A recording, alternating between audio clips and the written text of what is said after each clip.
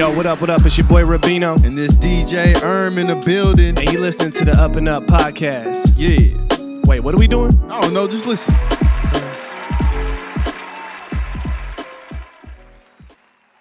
Yes. Welcome, ladies and gentlemen. You're tuning to a special episode of the UpNUp Podcast on the UpNUp Network. I'm your host, Rubino. And I'm DJ man. What's going on, man? Yeah, man, just chilling live, man, from the Frederick Holmes Gallery. Yes, man. sir. Shout out to the good coffee. I said this was Shout a out special. to everything. I said this was a special episode. We're currently here live in Pioneer Square at the legendary Occidental Mall. Yeah. Here for the Seattle Creative Mixer event, which is actually powered by Seattle Office of Economic Development. Yep. Shout out Ish, right? Olivia, a lot of the folks who were involved in creating this dope event, bringing together a lot of power players, man, right, from the city, specifically the creative arts. Yep. Right, and we're honored to be here with them to contribute. And shout out to Frederick Holmes. Yep. For allowing us to record here in the gallery. Yeah. How are you feeling, man? Man, I'm loving the energy, man. There was a lot of good energy out there. You know, the panel, the shout out Black Stacks for performing. Yeah. Mayor Bruce, you know, he was out here doing his thing too. So, man, it was just a good overall vibe and energy panel. They had a lot of game to spit, so it was nice. Yeah, I think we just need more stuff like this. Yeah. You know what I mean? Yeah. There's a lot of creatives here, creative professionals here that I met for the first time, but it wasn't the first time I was introduced to them. Yeah. You know what I mean? Yeah. Like I knew a lot of people via social media, the internet, and been following their work for a long time, but I've never actually got a chance to be in person. That's meet what I'm them. saying. So we do need more events like this, right? Because I think the creative economy is thriving, but a lot of folks might be siloed and kind of on islands doing their own thing, and they need to know who else is out here doing it. Yep, and it made me realize like Seattle itself got a rich history when it comes to music and just creating. You know what I mean? Just like just from hearing the stories, like Nirvana playing Teen Spirit a block away or a couple blocks away, and you know the Whitney Houston joint, you know, got written here or whatever. You know, like it's just like damn, it makes you really think like. We really got a gem out here. Yeah. We just got to polish it a little bit. Yeah. And I think the generational gaps kind of have to fill those gaps a little bit. Right. Which I think that the panel that they hosted was dope because it had a lot of folks who have been a part of kind of the beginning, early beginnings of the history that you were talking about. And then you got people current day who are doing it, who need some guidance. Right. We all need some guidance. So I think it's just dope, man. And I love to see the city be able to get behind it. Yeah. Right. Yeah. And try to amplify the creatives out here, man. Yeah, man. Like it definitely opened my eyes a little bit, a lot more actually, to just Seattle and like the potential. You know what I mean? Because we already knew that the potential was like unlimited, you know. But it's like now it's kind of like, whoa. Yeah. We're sloughing now. Yeah. You know, just as a collective, you know. You know another thing I realized too is like a lot of creatives are kind of in it. And there's so much in it that it's hard for them to actually understand what else is going on outside of themselves, right? So, man, much love to everybody who's involved with this. I'm excited, man. This is a special episode. We're gonna be able to get to tap in with a lot of amazing folks. Yeah, man. I'm really excited, man. We got a good lineup. Yeah, man. So for those tuning in, stay tuned. It's gonna be a great one. Yes, sir. Wasn't televised in the '60s. Is it gonna be televised in the '90s? Well, you know, the catchphrase, what that was all about, the revolution will not be televised, that was about the fact that the first change that takes place is in your mind. You have to change your mind before you change the way you live and the way you move. So when we said that the revolution will not be televised, we were saying that, like, that the thing that's going to change people is something that no one will ever be able to capture on film. It'll just be something that you see, and all of a sudden you realize, I'm on the wrong page, or I'm on the right page, but I'm on the wrong note. And I've got to get in sync with everyone else to understand what's happening in this country. Yes. Welcome back to a special episode of the UpNUp Podcast. We're here live in Pioneer Square, Occidental Mall. Yeah. Here for the big Seattle Creative Mixer. Yeah. Big creative energy going on, right? Yeah. So like I said, we're gonna tap on a lot of special people. First up on the list is none other than the good brother. He's actually an alumni right? Yeah, proud facts. alumni, Facts. right? We got to get him a Yes, Letterman sir. jacket or something. You know what I'm saying? Proud alumni of the UpNUp Podcast, but none other than Laidback Allure's own Anthony Jr. Man, Yes, I'm let's gonna give him a go. round. Let's give him a round of Come on, applause. man. You know what I Of mean? course, always we do a got round of to. applause Every for time, people. man. How you doing, brother? Yo, fellas, I feel amazing. I feel amazing, especially after that panel. I feel really good. I feel energized, so I'm good. Yes, Yeah, sir. yeah. Speaking of the panel, because you know, this event is obviously powered by a lot of groups. One of them is the Office of Economic Development, and they're talking about creative economy, right? Yep. And so, first of all, you did amazing on the panel. I Thank want to you. say that. Yeah, But yeah, just talk about that. How was the panel discussion for you, and kind of like what is the significance of this event, I guess, as a whole? Yeah, you know, I think it was amazing because, you know, this was the timing of it, because, you know, having the back end of, like, you know, core Seattle, the people that are making changes in the office, that is like, they're the people that are the yes, the no's. Like, it's either we can make it happen or we can't make it happen. Having those people here, and for me to be a part of that panel to kind of like talk about the stuff that we're going through as people that are creating experiences, but then also being alongside, you know, amazing individuals that have seen it change. You know, they were here prior to me, and they're either you know, playing the back end, or they're like still here doing what they need to do. You know, just hearing their perspectives, and, you know, me being able to give game on what I already know it was a good time, so I was happy about that. That generational connection was one of the best things to see. Yeah, and I think I was like the youngest person there. Okay, yeah. So I'm really just talking about, like, I'm not even 10 years into Seattle, but like knowing that these people are like 20, 30 years into Seattle, they've seen it change from like the core jazz, like up in, you know, Central District all the way down to International District, seeing all of those stuff open and close, and seeing the turnaround time of you know, clubs and bars and lounges and stuff. It's crazy, you know. I think also it's important to like keep them inspired. Yeah, because they're still active, but if they don't have a connection to what's really brewing and what's going on, it's like things kind of get lost. Yeah, you're right, man. So for the people that might not know, you should know, but that might not know, just give us a brief explanation of like Laidback Allure and like your impact out here. Yeah, so Laidback Allure is a lifestyle and hospitality collective with myself and the squad, the team, and we are pretty much creating experiences from brunches, dinner parties, R&B parties, upscale cocktail hours, all that type of stuff that is like, you know, creating the modern experience for the people, you know, something that has been lacking in the Seattle area for quite some time that other people are doing in other places. And we've capitalized on being able to, you know, bring it to the people that are local in Seattle, and then also the transplants that are coming here for different opportunities. So well versed, man. For real.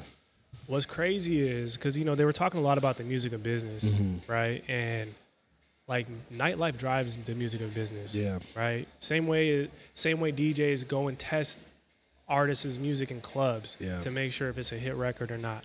Someone has to put together the event for the DJ to throw the party, you know, to play the music. So everything is very interconnected, and I'm glad that they had you up there. But like, what has been your relationship with the creative economy as a whole with Laidback Allure?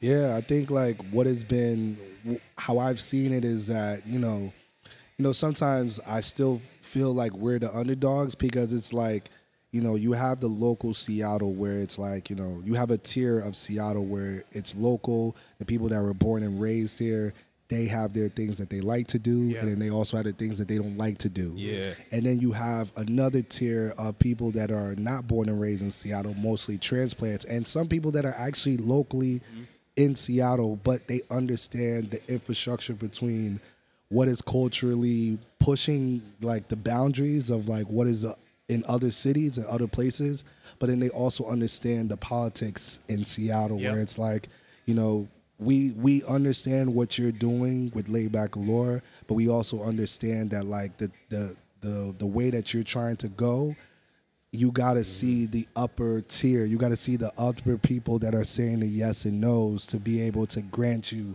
access into a different tier of Seattle, you know? So that's kind of like how I'm seeing it. I'm just seeing it as a place where it's like we're locally making impact both in the local Seattle and in the new generation modern Seattle, but then also we have a lot of convincing to do to the people that have been in Seattle, born and raised, but they're also in those offices that are, you know, being the ones that can say yes or no to the changes that we want to make or see, you know? Yeah, for sure, man. What advice do you got for like creatives out here that are like just creatives as a whole, and I guess creatives that are trying to get into your industry as well? Yeah, I would say right now, continue to look at Seattle as a blank canvas. You know, I say blank canvas because Seattle has a lot of opportunity to be able to do the things that you really want to do, but you may not have been able to do in another metropolitan city like LA, New York, Chicago, Miami. You know, take advantage and know that social media can be help you catapult that experience, because I know for us, because we've had a lot of people that are like either constantly coming into town or transplants in Seattle. Those are people that are like pushing the narrative for us, where it's like, yo, I just went to this dope event. I've never seen this happen in Seattle before, but this group is doing it. Yo, I'm going to tell such and such over in Atlanta that they're doing this over here. And then also the people that are locally in Seattle that have always been wanting to see the changes are also supporting, like, yo, let's amplify this squad, because they're pushing the narrative of what we want Seattle to be recognized for. So I think that's really a part of it, where it's like take advantage of social media, but also know that Seattle is a blank canvas, and you can really do whatever you want as long as it's within the, you know, the parameters that this city allows you to do, you know? Yeah, no, that's a good point. That's a good point. I think one thing that stuck out to me about what you guys have created is opportunities for artists, not just performing artists, but DJs, specifically DJs. Yeah. We could touch on that, because every time I see you promote an event, more times than not, there's always like a new set of DJs that you're given an opportunity to. And I think that helps the creative economy as well, right? Because DJs need opportunities to go to parties and do things. So what has that been like, knowing you get to also kind of offer that aspect of it? Yeah, so, you know, one of the things that we wanted to make sure that we capitalized on was having a Rolodex of different types of DJs, because a lot of DJs, they specialize in different types of music. So whether it be like an R&B or hip hop or, you know, house, Afrobeat, all that type of stuff, our events are going to need different types of vibes for people to come in and enjoy and experience something different.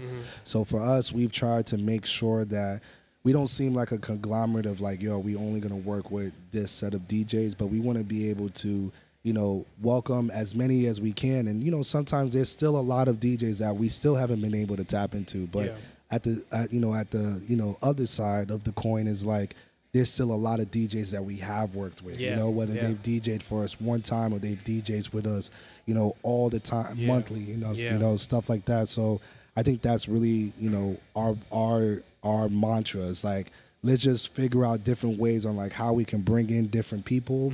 And then from there, that person is going to, you know, promote to other people, because one DJ we might work with, we may not know his crowd, we may not know his following or all of that stuff, but I'm pretty sure like once he promotes it, he starts doing that, or when we start promoting, people are going to click on the link and like, yo, I don't know who this DJ is, but let me go and search this person up to figure out, okay, what they're about, whether I should attend the party or not, you know? So that's really what it's been about, just trying to bring as many different DJs to our experience as possible, so that way people don't feel like they're coming to the same thing. It keeps it fresh. Exactly. Definitely keeps it fresh. Exactly. Yeah, definitely, man. I like the variety you guys put out there too, man. Like that's just, it's dope. And I think you guys are just showing the city as a whole, like even when it comes to like people who make the policies, the laws and stuff, that there's a demand that we actually want to go kick it and have fun. And you know, because you guys not only create events, but you guys create experiences with those events, you know what I mean? So I just want to applaud you on that, bro. Thank you, man. Thank you. And I will always, you know, like I said on the last time when I was on the podcast, man, it's like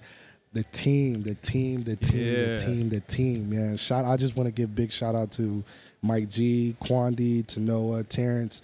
Those are the people that are helping us, you know, at the core of it. But then, of course, shout out to the bartenders, the servers, you know, the hosts, all of the people that are pushing brunch season as well. They're amazing. So, you know, without them, you know, it's very tough for us to do it by ourselves. Yeah, you know, no, 100%. And it's like, man, you just creating opportunities. We keep talking about the creatives, right? But like part of the creatives is creating something out of nothing, right? And so I just love to see that, man. We always salute that. It's definitely pouring into the city. It's helping the creative economy, right? Thank you. Yep. Now, before we get you out of here, I kind of want to get your thoughts on this. I want to kind of ask every guest this question because I think it's super dope and it's important. And I think you got a lot to offer. For the person at home who is stuck, right? Yeah. Holding back on releasing their creativity or expressing their creativity or just creating something, like, what is your message to them? You know, I was watching an interview that Tyler, the Creator, had did a while back. Not anything recent, but like probably a year or two ago, where it's like you spend so much time creating this idea, figuring out a way on how you're going to execute it. Yeah. You can't just forget about that, you know? Like if you're going to promote it, you might as well just put it out there and then don't just forget about it. Like constantly do it. It's almost like when you make an album. It's like, yo, you spent probably a year to make an album. You just posting it up on social media one time is not going to do justice. You got to constantly keep telling people about it, you know, keep pushing it out. And on top of that, you realize that there's a lot of things that you can perfect for the next run and the next run and the next run. But you got to put it out there to be able to see it, to accept the criticism that comes with it. And then from there, you're going to make stuff that is better. There's nobody that's putting out stuff right now in the creative space that has put out something at this first time. And then after that, the second run, it wasn't better than what they previously did. You know? There's nobody that's doing that. You're right, man. So it's like you're always going to get better once you put it out there, accept the criticism, and then go in the second run and third run and fourth run and continue to do that. So I would say just put it out there. Let people accept it, and then from there, keep making better stuff. My man. There you have it. Yeah. The bar right there. I guess we'll leave it at that. Anthony, man, I know you're busy. I know you got a lot to do. After party going on, right? There's after party? After party's going on. We'll see you there. But, man, thank you for your time, bro. Thank you, guys. Not just here, but obviously with the event and the panel. And just keep doing your thing, man. Yeah, you know, absolutely. you got support with us always, bro. Thank you, bro. Appreciate you, my brother. Thank you, man. Appreciate y'all, man. Peace. Thank you. Peace. Love. One big block is concerns about what other people think. I made this thing that I love, but I think other people would like it more if I made it different for them. We don't know what they would like. It's all in our head. It comes back to this thing of what I think isn't good enough. I like it, that doesn't mean anything. That's what people think. It's like, just because I like it, that doesn't give it any value. Like, as an artist, if you like it, that's all of the value. That's the success comes when you say, I like this enough for other people to see it, not other people like it so it's successful. That doesn't mean anything because that's other people liking it is out of your control. All that's in your control is making the thing to the best of your ability. Usually the way I talk about it is greatness. And that's the way I thought of it. My whole life was my interest is in making something great. Greatness, lasting greatness, timeless. And I came to realize recently it's all an offering to God. And if you're making an offering to God, you're not thinking about, oh, what's the budget? Okay, welcome back, ladies and gentlemen, to the UpNUp Podcast, a special episode of the UpNUp Podcast. We're here live in Pioneer Square, Occidental Park, with the Seattle Creative Mixer event, right? Powered by the Office of Economic Development. Man, I'm so excited, man, because, you know, there's people here that I've known about that I didn't get a chance to meet, haven't got a chance to meet, you know? And today's guest is one of those brothers, right? I've heard a lot of great things about him. Yes, sir. This brother represents a lot of industries, but more importantly, he represents music and culture, whether it's the Recording Academy, whether it's Zakirose, whether it's, you know, Seattle Theater Group. There's a lot of people who are contributing in so many different areas, and this brother's one of them. So we want to welcome Ricardo Frazer to the show. Let's give him a round of applause. Hey. How you doing, brother? I'm good. Thanks for having me, fellas. Thanks for having me, man. It's an honor to be here with you both. Yes. Definitely. Yeah. Yes. It was an honor hearing you on the panel, man. Did a great job. Gave us a lot of gems, you know, so. Thank you, man. Salute to you. I think it's important that, you know, that we give back, right? Yeah. You know, there are a lot of young people out there, you know, that we should like support, right, with the knowledge that we have, right? Yeah. Because I'm a senior now, man. I'm 50-something years old, right? You know, the future is not mine. right? The future is yours. Yeah. Right? Yeah. And my job is to make sure that you have the tools that will allow you to develop and grow and succeed. Yeah. Right? Yeah. No, that's 100% correct. And I think I mentioned this to you earlier, like the generational connections that I saw on that stage is what really inspired me to know you once saw when things were brand new and just emerging and starting. Right. And there's a lot of us who are now in that same place. We're starting, we're emerging, and you kind of have it, you've lived it. Right. And there's so much you have to lend to those of us, right? But speaking on the panel, just kind of want to get your thoughts, man. How was the panel discussion for you? And then, like, what is the kind of the creative economy narrative that's been going around tie into that for you? How does it tie into you? You know, the panel was important, man, again, because we had folks who were just starting and doing things. And we've got folks who'd been there many, many years, right? Terry Morgan is a guy, man, that is just got so much knowledge about the scene here. He's done so many things with music festivals, the city, right? Figuring out how to earn a living in the creative economy, right? Which can be a challenge, right? You know, it's not like you're a doctor or a lawyer, right? Yeah. You know, it's intangible sometimes, right? And you've got to figure out how to make that intangible tangible so that you can survive and you can support yourself and your family and the community in general, right? So, again, you mentioned generational connections, right? That was really an important aspect of it for me. And again, you know, it's about sharing. Yeah. Right? It's about sharing your knowledge and imparting that on young people. Because the future is, again, it's yours. It is ours. It's crazy you say that, though, because it is yours, too, based on what you can provide. So you do control the future in a way, right? Because I feel the same way sometimes when I see, like, my younger, whether it's, like, siblings, nieces, you know, I'm like, okay, you have a part in their future. Right. So it's all of ours in a way, you know? Yeah, that's very true. Yeah, I love that. Very true. Definitely. Very true. So for those who, like, might not be familiar, like, can you just describe your industry, your role in the industry, anything you want to touch on?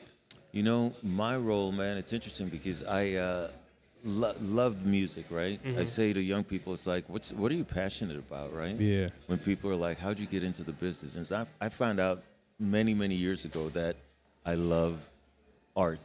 I love the entertainment business, right? Whether it's film, whether it's visual art, whether it's music, right? I just love that arena, right? And so the challenge for me was really how to make a living in that arena and grow my humanity at the same time, right? Yeah. And so I say that if you find your passion and you're living that, the universe opens doors for you. That's right. real. Doors that you don't even know are there. That's right. All of a sudden, it's like, bam, I'm here with Ulysses Lewis and Norm Volatin, who owned the Paramount Theater, that building. And Ulysses managed the group Third World at the time. They just had a huge hit with Stevie Wonder, Try Ya Love. And, you know, I just happened to meet these guys, right? Then I just happened to be upstairs in the office working with them, right? Yeah. And I just happened to be working in the theater, right? But that's because I just followed my passion, right? Right. You know, and so, again, you know, I'm about people finding what that thing is and following that. Right? No, that's a good way to put it, man, because I think, and you mentioned that too on the panel, where you have to lead with your passion, lead with what you enjoy, right? That's not to say that there's not going to be hard work. Right. There's not going to be hard days. Right. There's not going to be confusion. All that is still going to be there. Bro, I'll tell you a story, man. So in you know, and people meet you where you are, right? So the cats who meet me now, they just see somebody who's successful. You've managed Mix-a-Lot for many years. You guys are, you know, doing well. You know, you drive this, you've got this house, you've got that house, you travel, blah, blah, blah. But there was a time when, man, I had $6 in my bank account. Man. Right? I had $6 in my bank account, man. And I was with the credit union, right? And I'm struggling because I'm following my passion, right? It ain't easy, Right. right? Right. Right? So I go to the store and I'm gonna buy me some beans and rice and some shit that's gonna stretch. Yeah. Right? Yeah. And that I could live for a few days off. Yeah. I go get my stuff, man. I go to check out, and they're like, "Yeah, your card is declined." I'm like, "No, I know in my head I got $6 in here. This only costs $4.95, right?" Yeah. So I try it again, declined, right? So they're like, "You can go talk to the manager." So I talk to the manager. He's like, "Look, I don't know what to do." So I called the credit union. And old boy was like, "Yeah, you got $6 in here, but you got to keep 5 in there in order to have your account." Wow. Oh man, that's crazy. You know what I'm saying? Yeah. So, That's such a that's such a powerful moment, I'm sure, right? Yeah. That you can reflect on. yeah. You know what I mean? And we all have those moments, and we're not going to stop having those moments. Right. We're gonna. It might come in different forms, you Right. know. But I just love that, and I love that because I think all creatives are going to deal with that, and it's about protecting your creativity in the midst of that. Absolutely, man. Yeah. Yeah. Absolutely, because a lot of times people just give their creativity away, right? Yeah. The panel I talked about, Sir Mix-a-Lot owning his material, Right. That's big. and that's what's allowing him today to look at a 8-figure deal, right? Yeah. But there was a time when, he wasn't so wealthy. The Baby Got Back hadn't hit yet. Posse did, Yeah. but you spend, right? Yeah. And people were coming at him saying, "Hey, I'll give you $500,000 if you give me those rights," right? And one of the things I kept saying to him, right, and he's a brilliant, loyal guy. I said, Anthony, you gotta hold on to this, man. Yeah. I know it's tough right now, right? Yeah. But this is what's gonna help you generationally, right? Yeah. I mean, 20 years from now, I said to him, we don't know what's coming. When I do contracts, man, they had a clause in the contract that kept saying, it said, for those things here, thither, hither, that unknown. Yeah. Right? So that clause used to mess with me. It's like there's some unknown shit coming that we Right. don't know What is nothing that? about. Yeah. Right? What is that? Yeah. Right? In order to participate in that, you got to own your stuff. Yeah. Right? Yeah. And they know it's coming. Right. Right? The people who draw up these contracts, these Yeah. corporations, they know it's coming. Yeah. Yeah. Right? We don't, but you gotta. If you want to participate, you gotta own your stuff. Yeah. I love that. You It's know? it's like the instinct was kicking in, and I Yes. feel like you guys were ahead of your time because now you see a lot of artists trying to get their stuff back Yes. from like the stuff that the rights that they sold to like different labels or whatever. So it's like, man, Yeah. that was big, especially to do that like back then. Back you know? then, man. Yeah. Yeah. You know Definitely. what I mean? Definitely. So I also want to ask you, like, I guess in the greater Seattle area or just creatives as a whole, like, what advice do you have for creatives? Again, I go back to find your passion, right?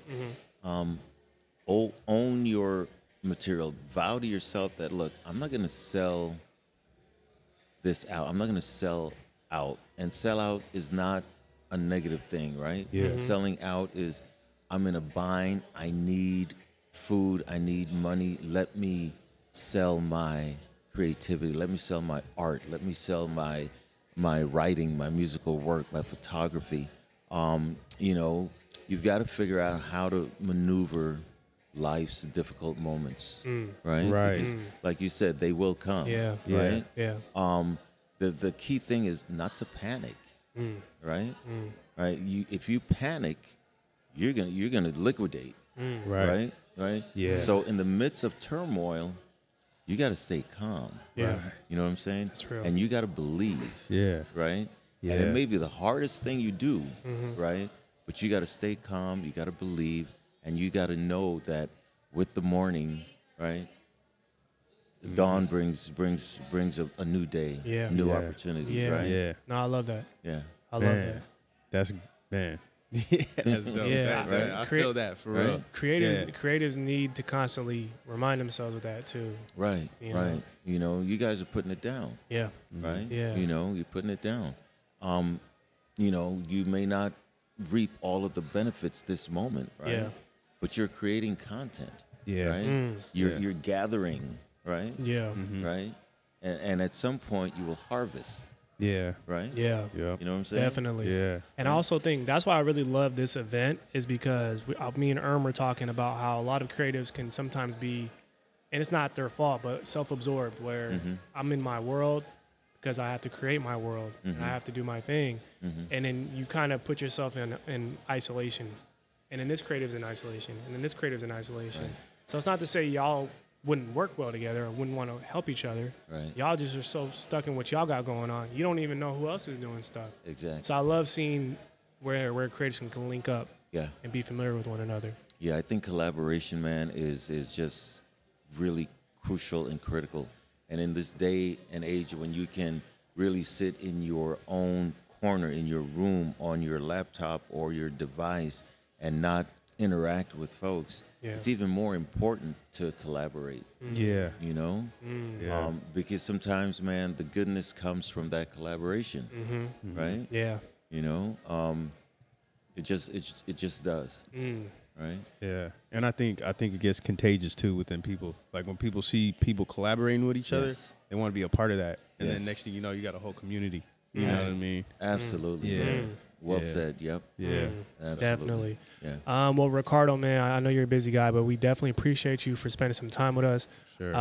I do want to leave you with this last question, which I asked the last guest. I'm going to ask every guest, but I'm curious for the person at home, the creative at home who's stuck, who is hesitant on releasing their creativity, won't put something out.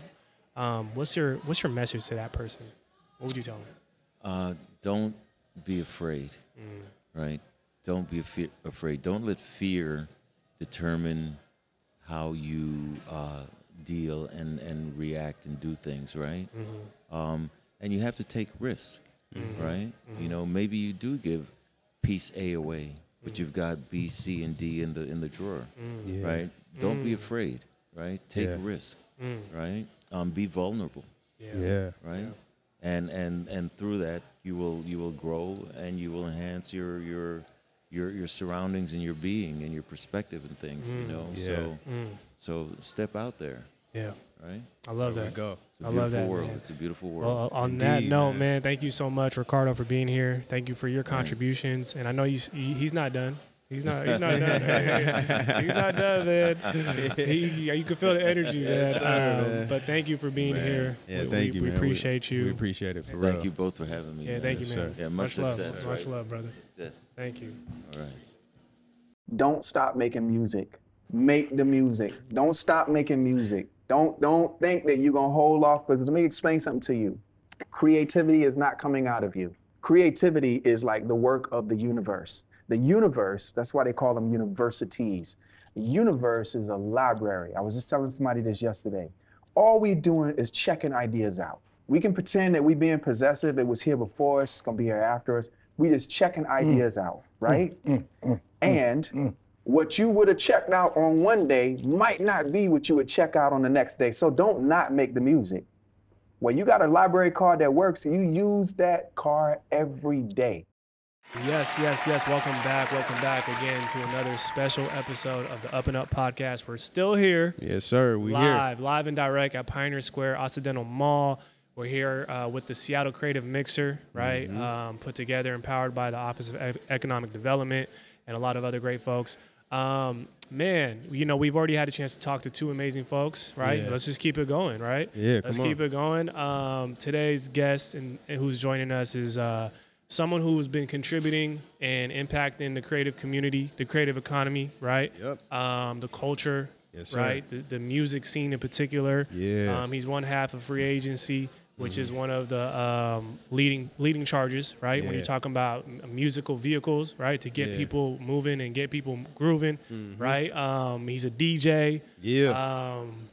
You know, we got DJ Anzo on the building. You know, my intros can go, bro. I'm looking at time right now, but DJ Anzo's here with us. How you doing, brother? I'm good. Thank you for having me. And that was a long line, like a lot of accolades that I feel like I'm not even, you know. Yeah. I'm gonna say it for you. That's what I'm here for. Nah, I appreciate it, man, for real. Yeah. You know, we're out here slicing and dicing, like we like to call it. Yeah. Yes, sir. How you feeling, man? Just fresh off the panel, moderating the panel. Good job, by the way. Amazing job. But curious, like how was the panel experience, and then What does this kind of event and the mission of it kind of like, what's significance as a whole for you? Man, so several things, but number one is impact, right? So impact, I think for a lot of people is measured in like the grandiose of how much impact can you do. Yeah.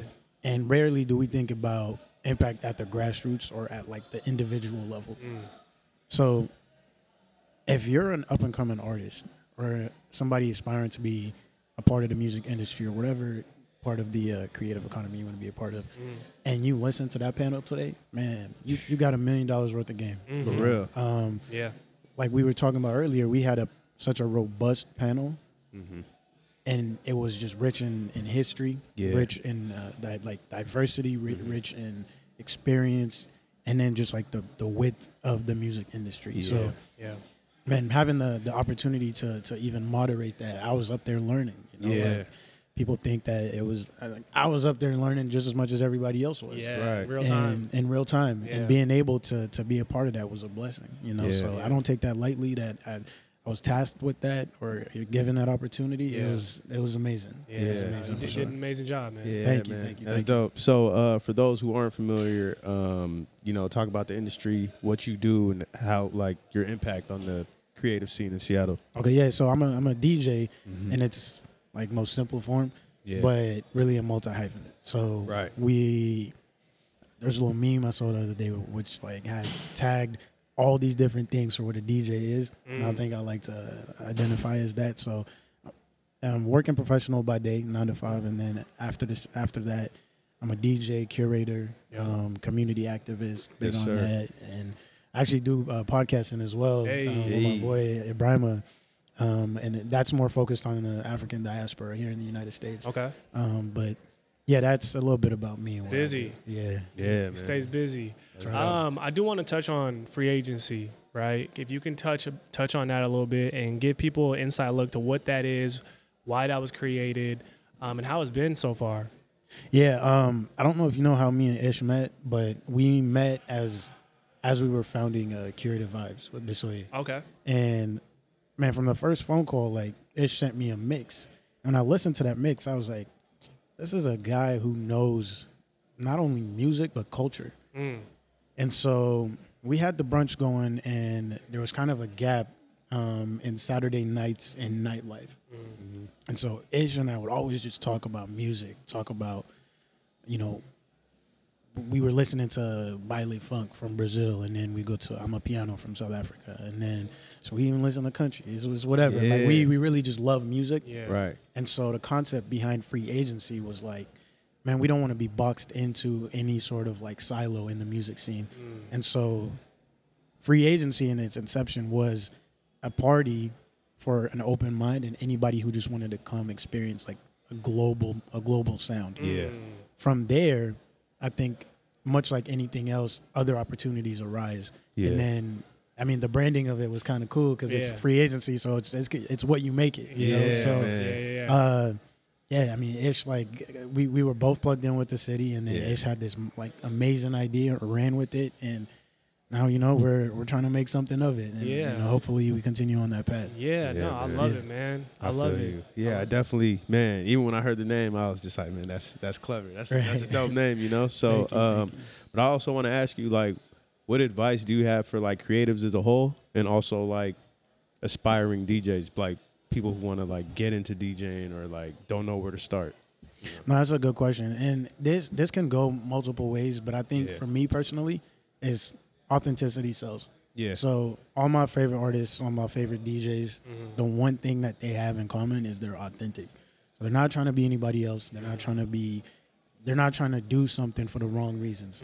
So if your heart is not in it, then you should probably not do it. To me, authenticity is big because you're gonna maintain that craft throughout your lifetime. Right. You know, I plan on being 75 with CDJs or turntables in my music room just for the hell of it. Because that's how I started DJing, is in my bedroom with a $50 controller that was, was big, smaller than a laptop. And what I would say is first figure out why you're doing it. Because if you're doing it for the wrong reasons, you're going to burn out. And you're gonna stop having fun with it. Exactly. So figure that out. Like, why are you in it? And there's no right or wrong reason. If it's like, I'm in this to make money, make money. Yep. Yeah.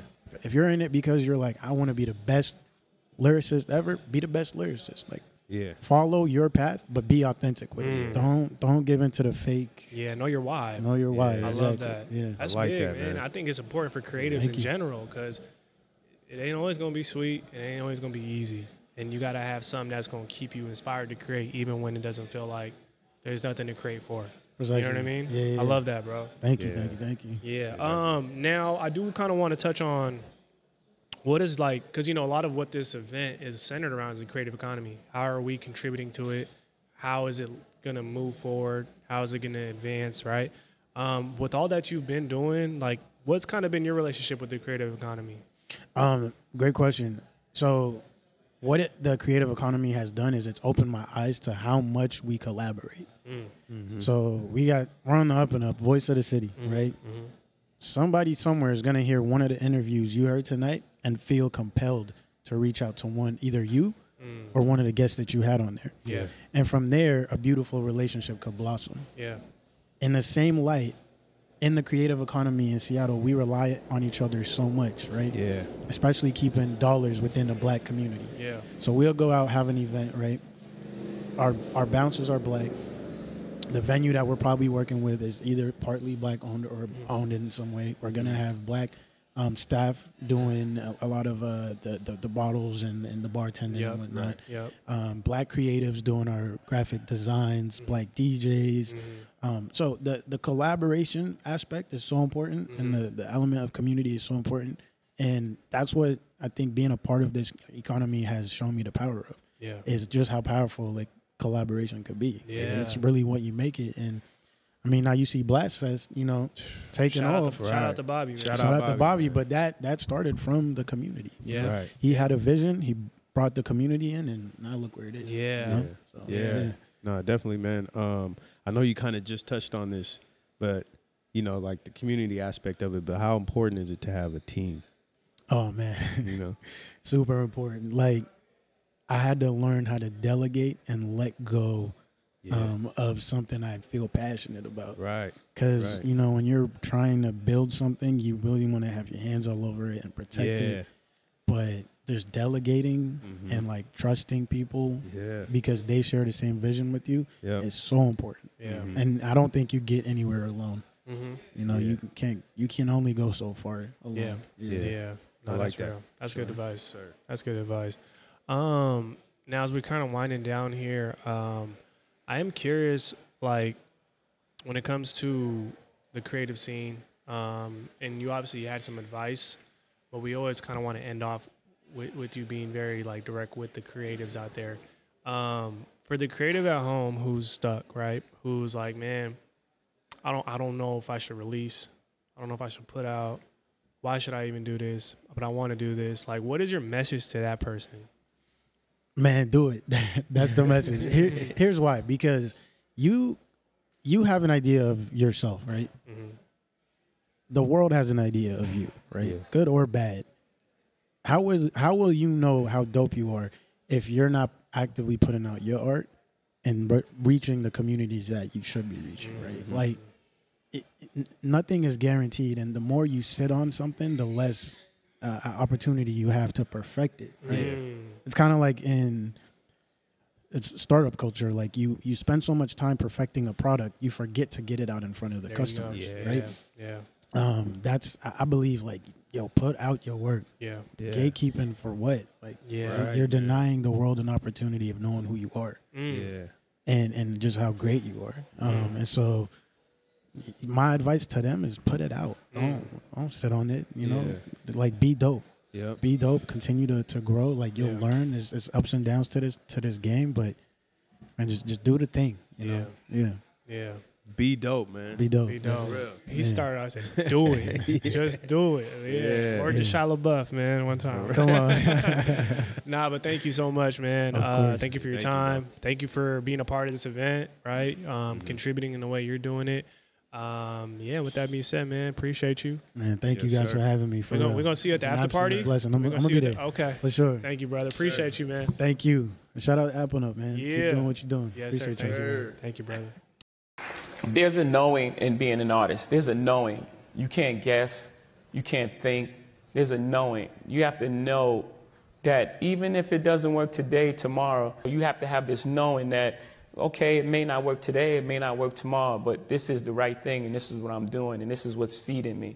So that would be the best advice that I can give you. That knowing, just believe in what you're doing, and if you don't believe in it, then you're not doing it. You haven't figured out the thing that you do best yet.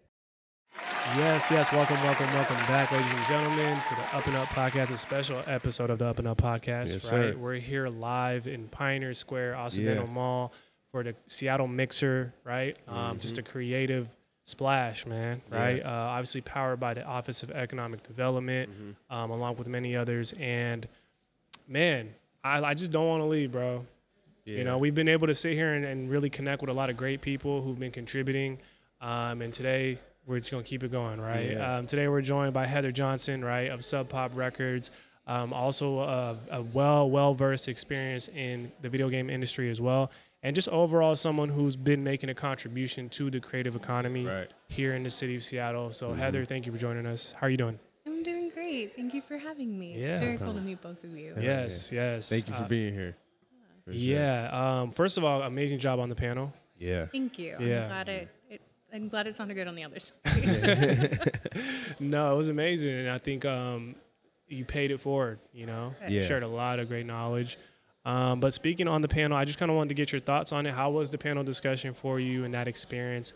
And then, like, what is this event kind of like, what significance does it have for you in terms of this creative economy push? The panel was wonderful. It was a great conversation. Our moderator was amazing. Really kept the conversation flowing, but also felt very natural. And then it was wild, the three gentlemen sitting to my right, the amount of experience they have in this industry, and not only just like the greater industry, but the evolution of the industry locally, and how much they've contributed to it. Yeah. It was very intimidating, but very cool to meet all three gentlemen. Yeah. Was kind of in awe. They had a lot of like crazy stories I did not know about. Yeah. Like even the Whitney Houston. Man, that was song being crazy. written. That was I didn't know that. Yeah. For those who were listening, the song "I Want to Dance with Somebody" by Whitney Houston was written by here in Seattle, here in Pioneer Square. Yeah, it's crazy. Wow, nice. Yeah. Yeah. But so how like in terms of the creative economy, like what significance does the event have for you?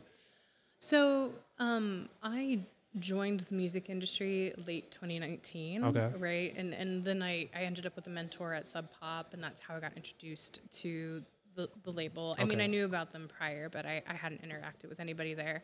And I was running another record label.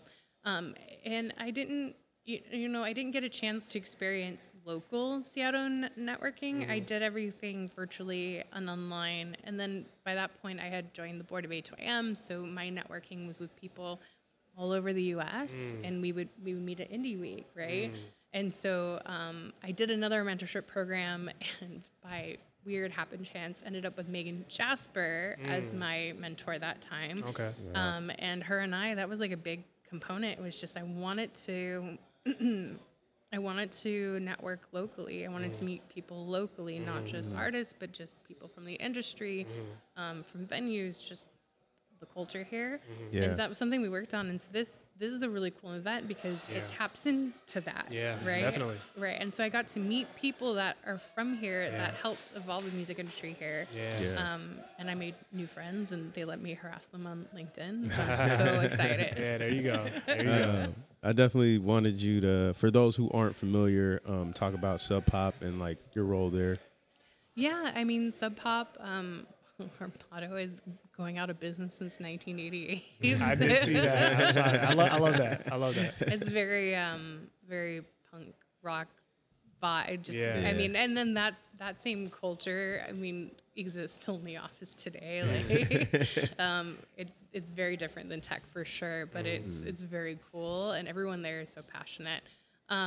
Historically, where I've worked in record label industry has been very top level, so I did everything, including maintain the tech stack for the site, for the royalty accounting. Wow. I did all of it. Wow. A lot of hats. Yeah, a lot of hats. Right. So at Subpop, when I got the opportunity to narrow it down, it was kind of nice. And so I'm very focused. I'm the systems director over there. I'm very focused on systems and processes, building out custom tech, also looking at the build versus buy conversation and buying tech when we need to, but also setting up, right now I'm working on sub-publishing deals around the world and setting up direct collections with international collection societies for the publishing side of things. So it's vague title description because I'm going to be touching a little bit of everything. Sounds like a lot of important stuff to me. Right.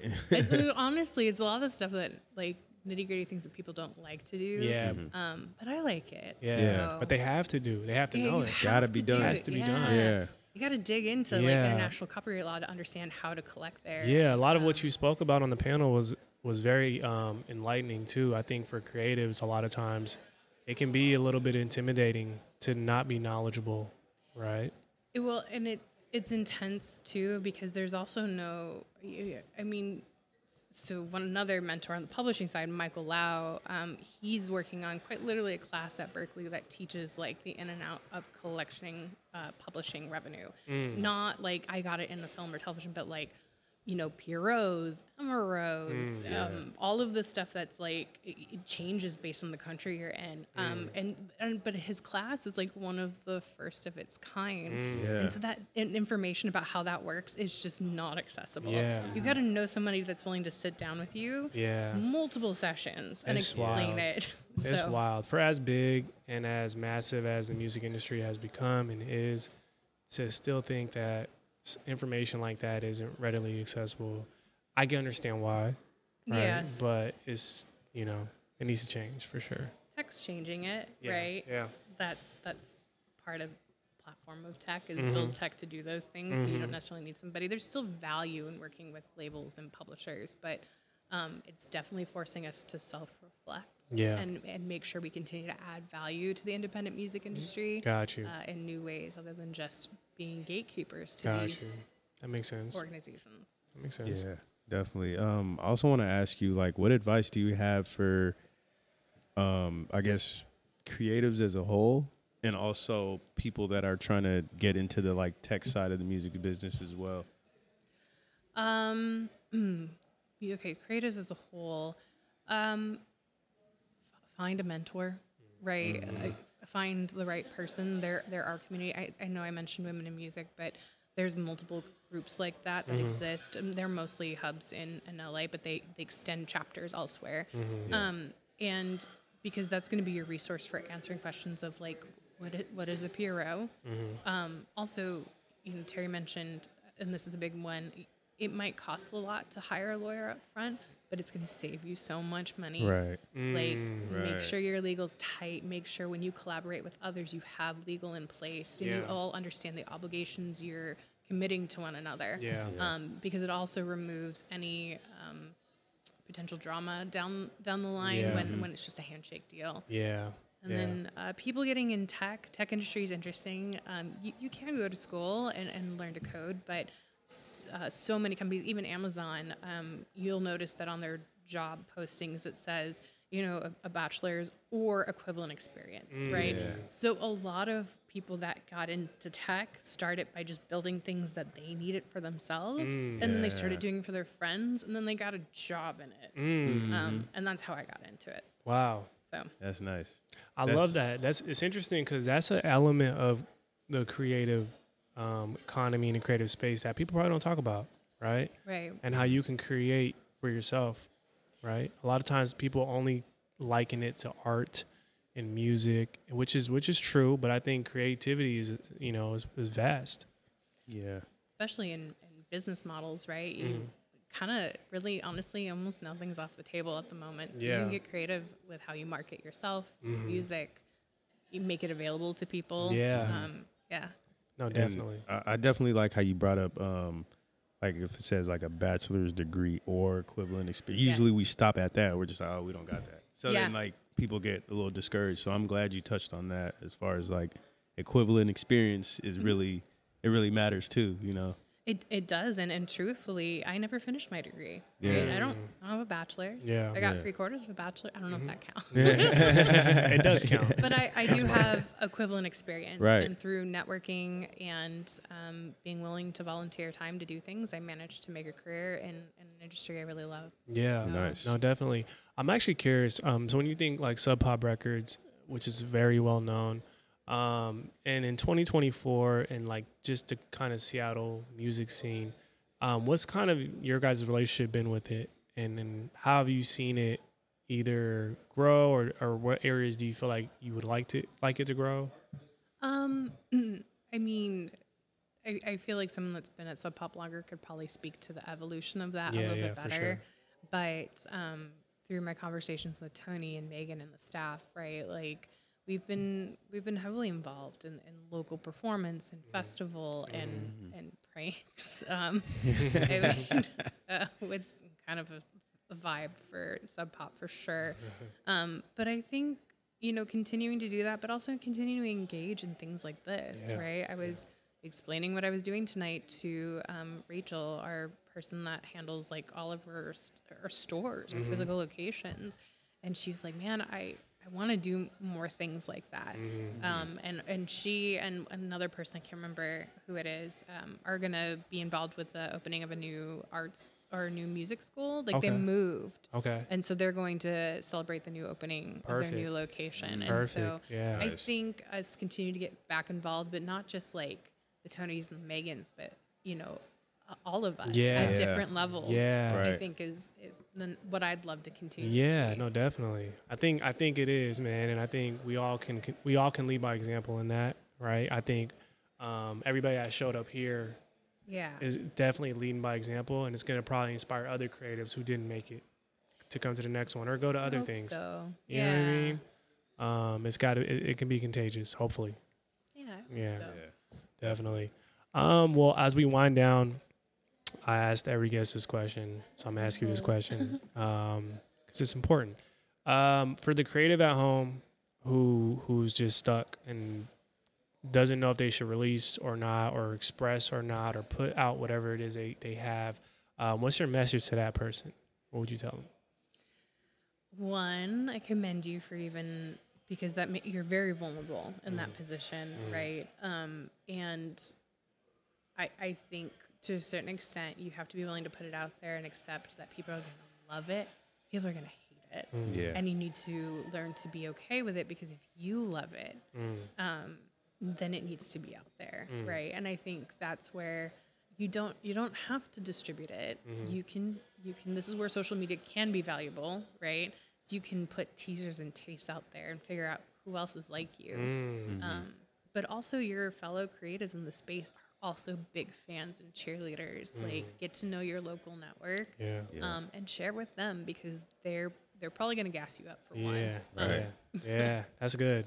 I love that. That's great advice. Definitely. Well, Heather, thank you so much for spending some time with us. We appreciate it. It's a pleasure meeting you. Wonderful to meet you. We'll definitely stay connected. We will. And you have support with us here at the UpNUp always. Always. Definitely. Thank you so much. Let's give a round of applause, ladies and gentlemen. Thank you. To continue supporting the podcast and the entire UpNUp movement, be sure to rate, review, like, and subscribe. As well as follow us at _the UpNUp on all social media platforms to stay connected with everything the UpNUp has coming your way. Thanks for listening, and until the next one, keep it on the UpNUp.